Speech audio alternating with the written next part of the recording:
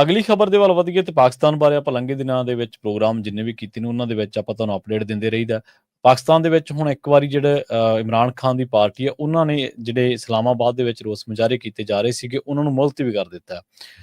ਜੇਲ੍ਹ ਦੇ ਵਿੱਚ ਬੰਦ ਸਾਬਕਾ ਪ੍ਰਧਾਨ ਮੰਤਰੀ ਇਮਰਾਨ ਖਾਨ ਦੀ ਪਾਰਟੀ ਨੇ ਬੀਤੀ ਰਾਤ ਜਿਹੜੀ ਹਕੂਮਤੀ ਜ਼ਬਰ ਤੋਂ ਬਾਅਦ ਆਪਣਾ ਵਿਰੋਧ ਪ੍ਰਦਰਸ਼ਨ ਹਾਲ ਦੀ ਘੜੀ ਰੋਕ ਦਿੱਤਾ ਹੈ। ਇਹਨਾਂ ਵਿਰੋਧ ਪ੍ਰਦਰਸ਼ਨਾਂ ਦੇ ਵਿੱਚ 4 ਲੋਕਾਂ ਦੀ ਮੌਤ ਹੋ ਚੁੱਕੀ ਹੈ। ਹਾਲਾਂਕਿ ਕਈ ਵੈਬਸਾਈਟ ਜਿਹੜੀਆਂ ਨੇ ਉਹ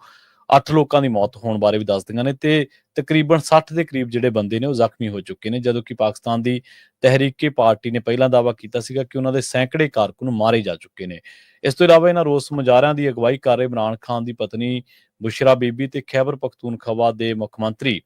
ਅਲੀ ਆਮੀਨ ਦੇ ਥਾਂ ਟਿਕਾਣੇ ਦਾ ਪਤਾ ਨਾ ਲੱਗ ਸਕਿਆ, ਪਰ ਹੁਣ ਇਹ ਪਤਾ ਲੱਗਿਆ ਕਿ ਉਹ ਉੱਤਰ ਪੱਛਮੀ ਸੂਬੇ ਦੇ ਐਬਟਾਬਾਦ ਦੇ ਨੇੜੇ ਮਾਨਸੇਰਾ ਦੇ ਵਿੱਚ ਨੇ। ਅਧਿਕਾਰੀਆਂ ਨੇ ਜਿਹੜੇ ਪਾਕਿਸਤਾਨ ਤਹਿਰੀਕੇ ਇਨਸਾਫ ਪਾਰਟੀ ਵੱਲੋਂ 3 ਦਿਨਾਂ ਦੇ ਵਿਰੋਧ ਪ੍ਰਦਰਸ਼ਨ ਦੇ ਦੌਰਾਨ ਬੰਦ ਕੀਤੇ ਗਏ ਸਾਰੇ ਮੁੱਖ ਮਾਰਗਾਂ ਦੀ ਸਫਾਈ ਕਰਵਾ ਕੇ ਸੜਕਾਂ ਆਵਾਜਾਈ ਦੇ ਲਈ ਖੋਲ੍ਹ ਦਿੱਤੀਆਂ ਨੇ। ਇਸੇ ਦੌਰਾਨ ਇਮਰਾਨ ਖਾਨ ਦੀ ਪਾਰਟੀ ਦੇ ਆਗੂਆਂ ਨੇ ਦੋਸ਼ ਇਹ ਲਾਇਆ ਕਿ ਸਰਕਾਰ ਨੇ ਬੇਰਹਿਮੀ ਦੇ ਨਾਲ ਨਿਹੱਥੇ ਲੋਕਾਂ ਦੀ ਮਾਰ ਕੁਟਾਈ ਕੀਤੀ ਅਤੇ ਪਾਰਟੀ ਕਾਰਕੁਨਾਂ ਤੇ ਜਿਹੜਾ ਤਸ਼ੱਦਦ ਆ ਉਹ ਢਾਇਆ।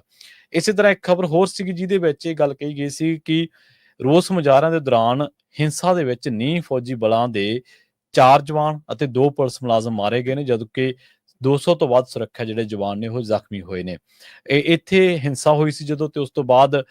ਰਾਜਧਾਨੀ ਦੇ ਵਿੱਚ ਜਿਹੜੀ ਫੌਜ ਆ ਉਹ ਤੈਨਾਤ ਕਰਨੀ ਪਈ ਸੀਗੀ ਤੇ ਇੱਥੋਂ ਤੱਕ ਹਾਲਾਤ ਪਾਕਿਸਤਾਨ ਦੇ ਵਿੱਚ ਵਿਗੜੇ ਸਨ ਜਿੱਥੇ ਮੁਜ਼ਾਹਰਾਕਾਰੀਆਂ ਨੂੰ ਦੇਖਦੇ ਗੋਲੀ ਮਾਰਨ ਦੇ ਜਿਹੜੇ ਹੁਕਮ ਆ ਉਹ ਦੇ ਦਿੱਤੇ ਗਏ ਸੀਗੇ। ਲੰਘੇ ਦਿਨਾਂ ਦੇ ਵਿੱਚ ਇਮਰਾਨ ਖਾਨ ਦੀ ਜਿਹੜੀ ਪਾਰਟੀ ਹੈ ਉਹਦੇ ਸਮਰਥਕ ਡੀ ਚੌਂਕ ਵੱਲ ਜਦੋਂ ਜਾਂਦੇ ਸੀਗੇ ਤਾਂ ਉਦੋਂ ਉਹ ਕੌਮੀ ਰਾਜਧਾਨੀ ਦੇ ਸੈਂਟਰ ਦੇ ਵਿੱਚ ਤਕਰੀਬਨ ਪਹੁੰਚ ਚੁੱਕੇ ਸਨ।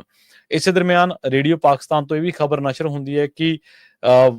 ਇੱਕ ਵਹੀਕਲ ਦੇ ਵਿੱਚ ਵਾਹਨ ਵੱਲੋਂ ਟੱਕਰ ਮਾਰਨ ਕਰਕੇ ਪਾਕ ਰੇਂਜਰਸ ਦੇ ਜਿਹੜੇ 4 ਅਧਿਕਾਰੀਆਂ ਦੀ ਮੌਤ ਹੋ ਚੁੱਕੀ ਹੈ ਤੇ ਇਹਦੇ ਵਿੱਚ 2 ਪੁਲਿਸ ਮੁਲਾਜ਼ਮ ਵੀ ਹਿੰਸਾ ਦੇ ਵਿੱਚ ਮਾਰੇ ਗਏ ਤੇ ਇਹਦਾ ਜਿਹੜਾ ਦੋਸ਼ ਸੀਗਾ ਉਹ ਇਮਰਾਨ ਖਾਨ ਦੀ ਪਾਰਟੀ ਦੇ ਸਮਰਥਕਾਂ ਉੱਤੇ ਲੱਗਿਆ। ਅਮਰੀਕਾ ਦੇ ਵਿਦੇਸ਼ ਵਿਭਾਗ ਤਰਜਮਾਨ ਮੈਥਿਊ ਮਿਲਰ ਨੇ ਵੀ ਇਸ ਦੇ ਉੱਤੇ ਆਪਣੀ ਟਿੱਪਣੀ ਕੀਤੀ ਸੀਗੀ। ਉਹ ਕਹਿੰਦੇ ਕਿ ਪਾਕਿਸਤਾਨ ਦੇ ਵਿੱਚ ਮਨੁੱਖੀ ਅਧਿਕਾਰਾਂ ਤੇ ਪ੍ਰਗਟਾਵੇ ਦੀ ਜਿਹੜੀ ਆਜ਼ਾਦੀ ਦਾ ਉਹ ਸਨਮਾਨ ਕੀਤਾ ਜਾਵੇ ਤੇ ਅਮਨ ਕਾਨੂੰਨ ਦੀ ਸਥਿਤੀ ਹੈ ਜਿਹੜੀ ਉਹ ਯਕੀਨੀ ਜਿਹੜੀ ਆ ਉਹ ਬਣਾਈ ਜਾਵੇ।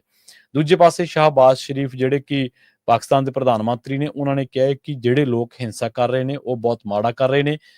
ਘਟੀਆ ਸਿਆਸੀ ਏਜੰਡੇ ਦੇ ਲਈ ਖੂਨ ਖਰਾਬਾ ਅਸੀਂ ਸਵੀਕਾਰ ਨਹੀਂ ਕਰਾਂਗੇ। ਤਹਿਰੀਕੇ ਇਨਸਾਫ ਪਾਰਟੀ ਦੇ ਰੋਸ ਮਾਰਚ ਦੇ ਦੌਰਾਨ ਦੱਸਿਆ ਜਾ ਰਿਹਾ ਹੈ ਕਿ ਬਹੁਤ ਵੱਡੀ ਗਿਣਤੀ ਦੇ ਵਿੱਚ ਆਗੂਆਂ ਪੀਟੀ ਆਗੂਆਂ ਦੇ ਵਿਰੁੱਧ ਜਿਹੜੇ ਕੇਸ ਨੇ ਉਹ ਦਰਜ ਕਰ ਲਏ ਗਏ ਨੇ ਤੇ ਇਹ ਕੇਸ ਜਿਹੜੇ ਉਹ ਤਾਂ ਕਰਕੇ ਕਿਉਂਕਿ ਲੰਘੇ ਦਿਨੀ ਇੱਕ ਝੜਪ ਦੇ ਦੌਰਾਨ ਸਿਪਾਹੀ ਮੁਹੰਮਦ ਮੁਬਸ਼ਿਰ ਬਿਲਾਲ ਜਿਹੜੇ ਨੇ ਉਹਦੀ ਮੌਤ ਹੋ ਗਈ ਸੀਗੀ ਤੇ ਇਸ ਤਰ੍ਹਾਂ ਜਿਹੜੇ 4 ਆਪਾਂ ਫੌਜ ਦੇ ਜਵਾਨ ਦੱਸਿਆ ਨਹੀਂ ਫੌਜੀ ਦਾ ਬਲਾਂ ਦੇ ਜਿਹੜੇ ਜਵਾਨ ਨੇ ਉਹਨਾਂ ਦੀ ਵੀ 4 ਜਣਿਆਂ ਦੀ ਮੌਤ ਹੋਈ ਸੀ। ਉਸ ਸਬੰਧ ਦੇ ਵਿੱਚ ਪੀਟੀ ਆਗੂਆਂ ਦੇ ਵਿਰੁੱਧ ਜਿਹੜੇ ਕੇਸ ਨੇ ਉਹ ਦਰਜ ਕੀਤੇ ਗਏ ਨੇ।